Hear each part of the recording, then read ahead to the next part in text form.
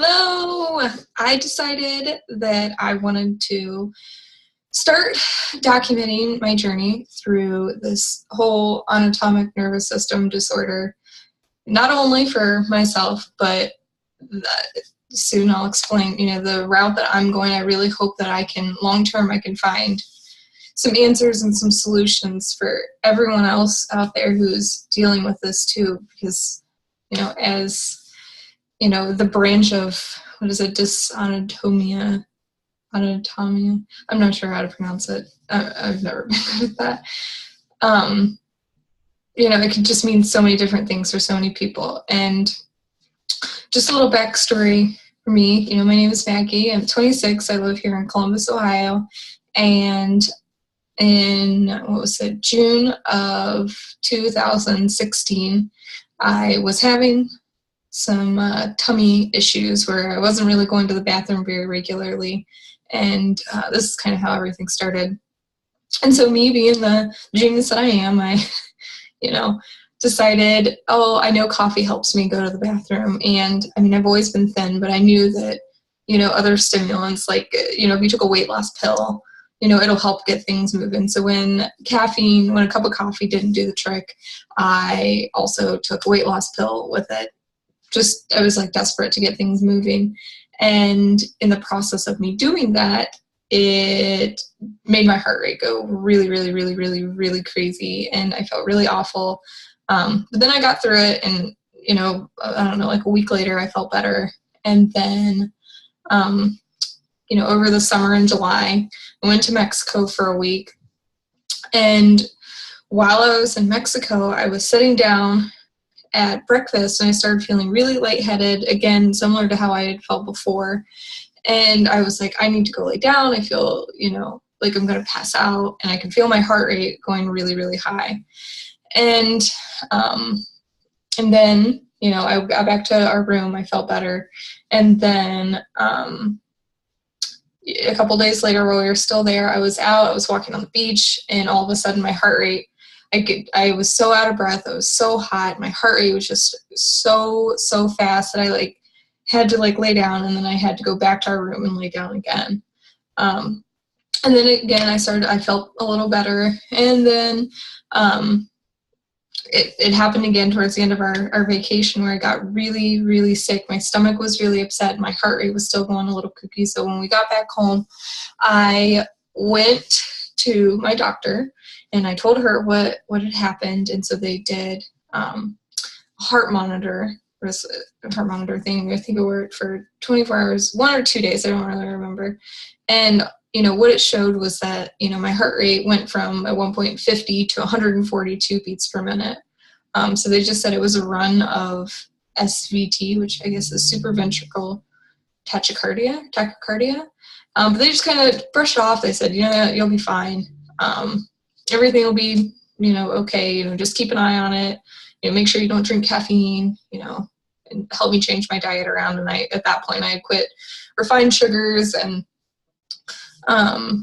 I didn't drink any caffeine at all whatsoever, and I really started cleaning my diet up. And so for the next few months, so from about September, October, August until November, I felt pretty good. I didn't really have any, notices of my heart rate being really weird. If it was, I didn't really notice it.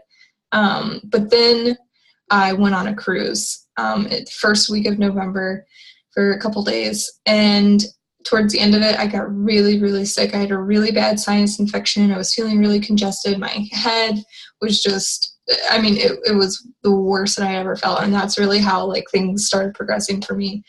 So when I got home from the cruise, I went to the doctor. They said I had a sinus infection. So per usual, I took, I think it was 10 days worth of, I think it was penicillin or I don't know, some antibiotic.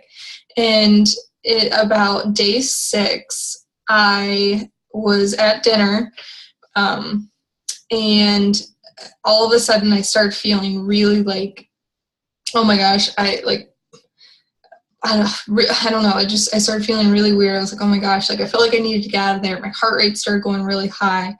And it was just like the most bizarre feeling I'd ever felt. Like at that point, I hadn't felt anything that felt exactly like that.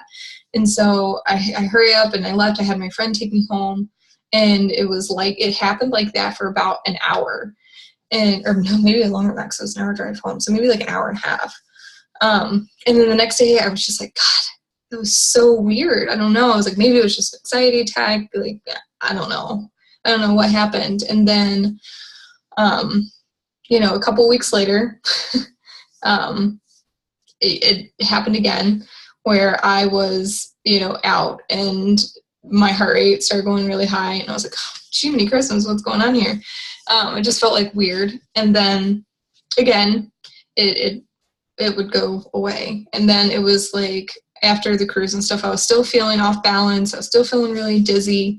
And I was just feeling like my blood pressure was like being like weird. So I went back to my primary care doctor, and I told her what was going on. And when I got there, my heart rate was 110 and my blood pressure was 90/50.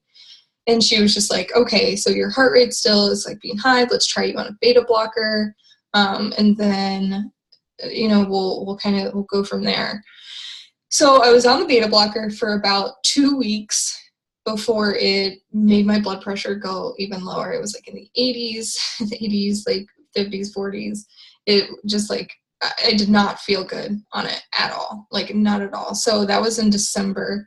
And then it was like towards the end of December when I got put on it. And then I told her that in the first like week of January, I was like, it's giving me chest pains. I don't like the way it's making me feel. I can feel that like my heart rate's still doing weird stuff, and my blood pressure is like doing some weird things. So at that point, she was like, okay, we can stop you on the beta blocker, and just kind of see what happens. So I stopped the beta blocker. I started to feel really like a lot better. I wasn't feeling like quite as dizzy, and I felt like I was, getting back to normal. And then it was towards the end of January, I was sleeping, and all of a sudden I like woke up in the middle of the night, and I was like, oh my gosh, something's not right. And I, at that point I'd still been checking my blood pressure to make sure everything was okay. And in the middle of the night, my heart rate was 130. And at that point I was like, oh my gosh, what is wrong with me? So I went to the emergency room, because I had never seen my heart rate that high ever before. And so luckily, like by the time I got there, my heart rate was 162, I think they said it was. And so luckily I didn't have to have any like conversions or anything, but it was able to go back down on its own. But that's really where I'm so thankful that night that my gut instinct told me to go to the emergency room, because there is where I met the greatest team at The Ohio State University, who I'm very fortunate that, they caught it, they were able to get it, on the EKG, and I was able to meet with an electrophysiologist the next morning.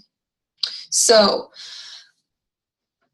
I think I'll stop there for now, and that's kind of my story. I mean, before all of this, I was always just on the go, running around, and after things happened in June, things just weren't the same. So in my next video, I'm just going to talk about my treatment that I've had so far and the course that I'm going with that.